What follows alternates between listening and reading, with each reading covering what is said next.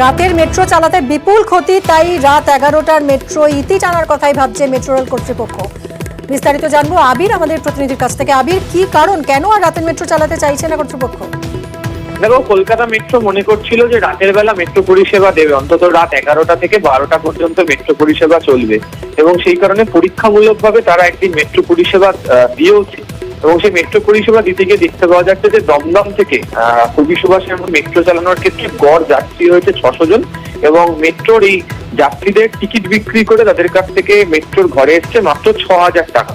যদিও এই মেট্রো চালাতে গিয়ে একমুখী, অর্থাৎ দমদম থেকে কবি সুভাষ পর্যন্ত মেট্রো চালাতে গিয়ে খরচ হয়েছে 1,35,000 টাকা, আবার কবি সুভাষ থেকে দমদম পর্যন্ত অপর একটি মেট্রোকে আসতেও খরচা হয়েছে সেই 1,35,000 টাকা। এর সঙ্গে আনুষঙ্গিক খরচ যোগ হয়েছে আরো 50,000 টাকা, এবং সেক্ষেত্রে মাত্র 6,000 টাকা মেট্রো কর্তৃপক্ষ পেয়েছে। ফলে তারা মনে করছেন এই মুহূর্তে মেট্রোর যে অপারেটিং রেশিও, তাতে বিপুল পরিমাণ খরচ বহন করে তাদের পক্ষে এক্ষুনি রাতের মেট্রো পুরোপুরিভাবে চালানো সম্ভব নয়।